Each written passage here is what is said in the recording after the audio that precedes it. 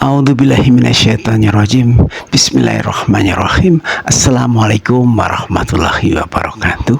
Innal hamdalillah nahmaduhu wa nasta'in wa nastaghfiru wa na'udzubillahi min syururi anfusina wa min sayyiati a'malina. Assalatu wassalamu ala asrofil anbiya'i wal mursalin wa ala alihi washabihi ajmain, amma ba'du. Allah Subhanahu wa ta'ala berfirman dalam Quran surat Al-Baqarah ayat 28. Kaifa takfuruna billahi wa kuntum amwatan fa ahyakum summa yumitukum summa yuhyikum summa ilaihi turja'un. Bagaimana kalian bisa ingkar atau tidak percaya kepada Allah, padahal tadinya kalian mati, kemudian Dia menghidupkan kalian, kemudian Dia mematikan kalian, kemudian Dia menghidupkan kalian kembali, kemudian kepadanya kalian dikembalikan. Siapa yang dimaksud dengan kata kalian dalam kalimat bagaimana kalian bisa ingkar atau tidak percaya kepada Allah? Tentu saja Dia adalah makhluk hidup yang mempunyai kebebasan berpendapat dan berperilaku, yaitu makhluk berakal yang disebut dengan al-insan atau manusia. Menurut Allah Subhanahu wa ta'ala, ternyata manusia ini akan mengalami mati 2 kali dan hidup juga 2 kali. Begini runtutan kisah kejadiannya. Pada mulanya manusia itu adalah benda mati. Ini kematian yang pertama. Benda mati tersebut adalah solsolin atau tanah liat kering. Quran surat Ar-Rahman ayat 14. Tanah liat kering tersebut mulai tercipta pada kisaran 4,5 miliar tahun yang lalu. Secara keseluruhan merupakan hasil pelapukan kerak bumi dalam kurun waktu 800 juta tahun. Tiap partikel tanah liat kering tersebut mempunyai rumus kimia Al2O3 2SiO2 2H2O. Saking lembutnya partikel tanah liat kering tersebut disebut dengan turab atau debu dalam wujud tanah liat. Quran surat Ar-Rum ayat 20. Kemudian molekul H2O yang terkandung dalam partikel-partikel tanah liat kering tersebut dalam kurun waktu 200 juta tahun mengalami penguapan. Saat inilah bumi dan langit mulai dipisahkan. Quran surat Al-Anbiya ayat 30. Terjadi akumulasi uap air di angkasa dalam jumlah yang amat sangat banyak. Bumi pun menjadi gelap gulita. Uap air ini pada akhirnya dijatuhkan kembali ke bumi sebagai hujan kali pertama dengan intensitas tinggi dan waktu yang lama. Titik-titik air hujan ini mengisi cekungan muka bumi. Terbentuklah bentang perairan laut dan samudra. Peristiwa hujan ini sampai dengan sekarang masih terus berulang. Air hujan inilah yang menjadikan perpaduan antara tanah dan air atau ton dalam jumlah yang banyak disebut dengan tin.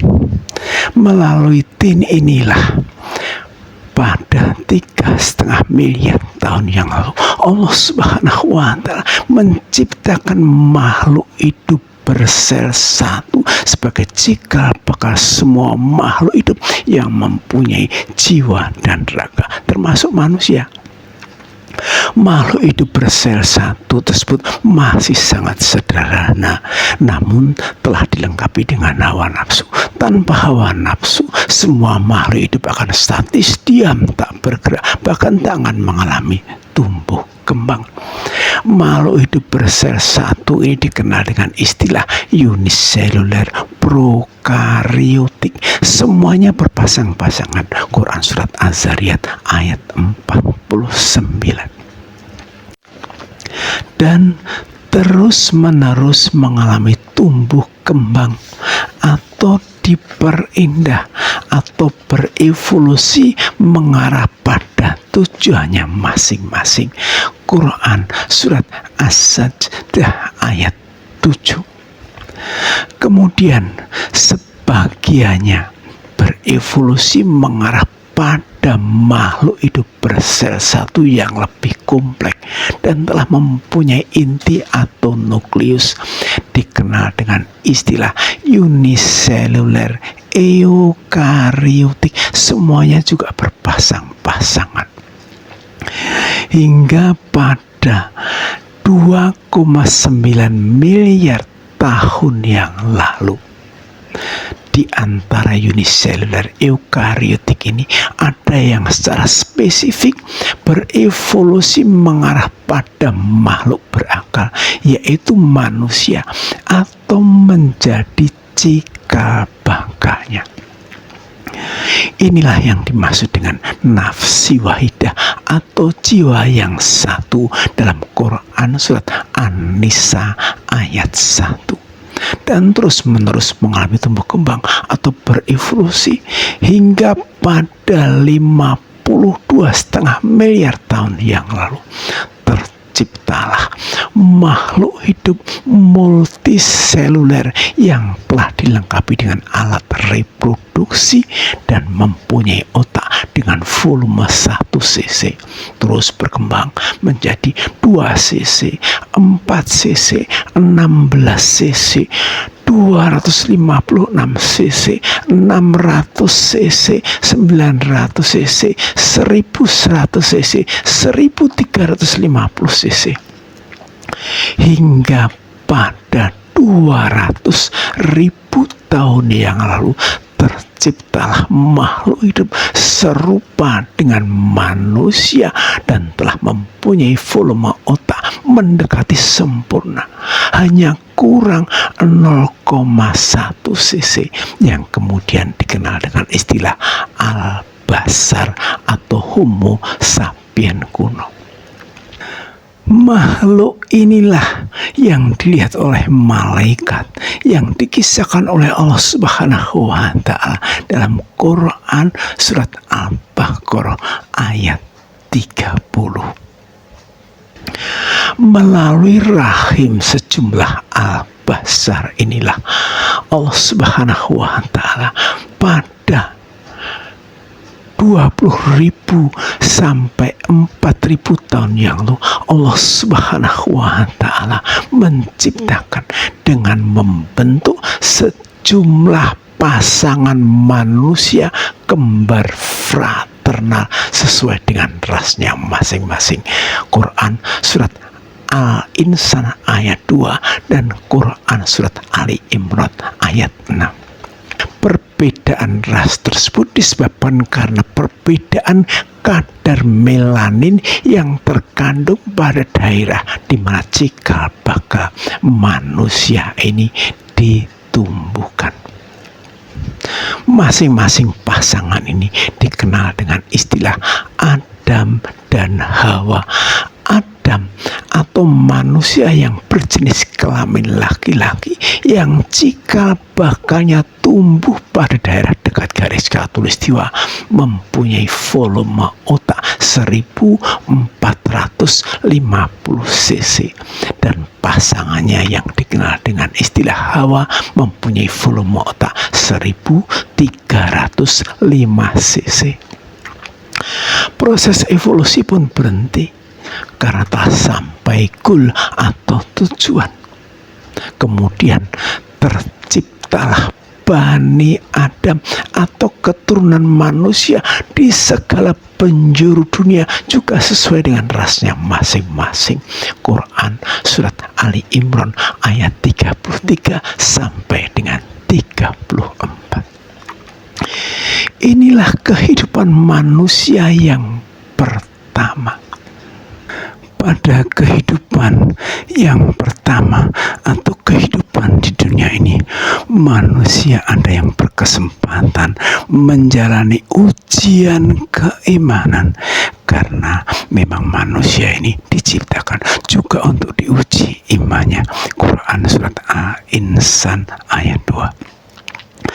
Namun ada yang tidak berkesempatan menjalani ujian keimanan karena telah meninggal dunia terlebih dahulu atau telah menjadi benda mati untuk yang kedua kalinya. Bagi yang berkesempatan menjalani ujian keimanan, apabila berhasil, maka nantinya akan mengenyam kebahagiaan atau kenikmatan hidup di surga pada kehidupan yang kedua kalinya. Namun apabila gagal, maka nantinya akan mengenyam kesengsaraan di neraka pada kehidupan yang kedua kalinya. Tolok ukur keberhasilan dalam menjalani ujian keimanan ini adalah kadar iman, yang penjelasannya sudah saya sampaikan melalui link yang berjudul Kadar Iman. Mau iman, mau kafir dipersilahkan, karena itulah pilihan dalam menjalani hidup di dunia. Namun yang jelas masing-masing ada konsekuensinya. Setelah berkesempatan menjalani ujian keimanan, maka sang jiwa pun akan punah tugas atau meninggal dunia atau menyusul menjadi benda mati untuk yang kedua kalinya.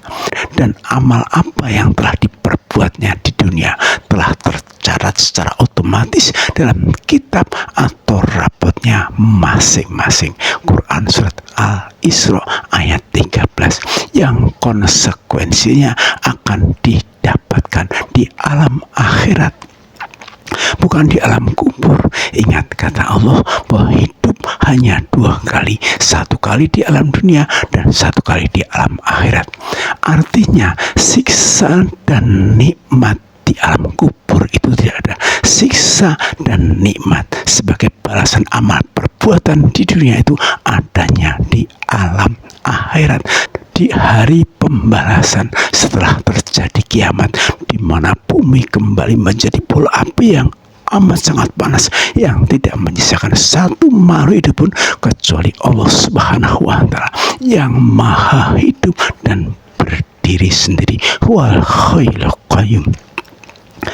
Kurun waktu yang dimulai dari hancurnya alam semesta hingga terciptanya alam akhirat inilah yang disebut dengan alam barzah atau dinding pembatas antara alam akhirat dengan alam dunia.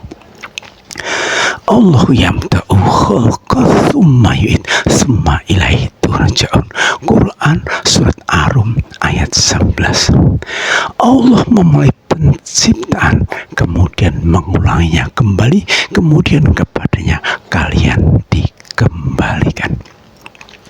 Setelah terjadi kiamat, kemudian Allah Subhanahu wa Ta'ala memulai penciptaan bumi, langit, dan yang ada di antaranya di alam akhirat dengan proses yang sama, langsung membagi menjadi 2 zona pokok. Zona yang pertama disebut dengan surga, yaitu tempat yang penuh dengan kenikmatan, dan zona yang kedua adalah neraka, yaitu tempat yang penuh dengan kesengsaraan. Apabila kadar iman kita lebih besar dari kadar kekafiran, maka akan otomatis menjadi penghuni surga dan akan mendapatkan layanan kenikmatan yang berbeda berbanding lurus dengan kadar imannya. Semakin tinggi kadar imannya, maka akan semakin tinggi kualitas layanan kenikmatan hidup di surga. Karena layanan kenikmatan hidup di surga ini bermacam-macam. Ada yang nikmat sekali atau kelas VVIP, namun ada yang nikmatnya seadanya atau kelas standar. Namun yang jelas kenikmatan hidup di surga ini akan dirasakan selamanya. Demikian juga sebaliknya, apabila kadar kafir lebih tinggi dari kadar iman, maka akan otomatis menjadi penghuni neraka dan akan mendapatkan kesengsaraan dan siksa di neraka yang berbanding lurus dengan kadar kafirnya. Semakin tinggi kadar kekafiran, maka akan semakin berat siksanya. Karena di neraka ini tingkatan kesengsaraan juga bermacam-macam. Ada yang sangat berat siksanya, namun juga ada yang sedang-sedang saja. Namun yang jelas kesengsaraan atau siksa di neraka ini akan dirasakan selamanya. Apabila kadar iman sama dengan kadar kafir, maka bisa di surga atau bisa juga di neraka, tergantung doa orang-orang beriman. Karena doa orang kafir itu akan sia-sia belaka. Quran surat Ar-Rod ayat 15 dan Quran surat Ghafir ayat 50, dan semuanya tentu dikembalikan kepada kebijaksanaan Allah Subhanahu wa Ta'ala yang Maha Kuasa. Innallaha ala kulli syai'in qadir. Semoga bermanfaat. Kurang lebihnya mohon maaf. Wabillahi taufiq wal hidayah. Assalamualaikum warahmatullahi wabarakatuh.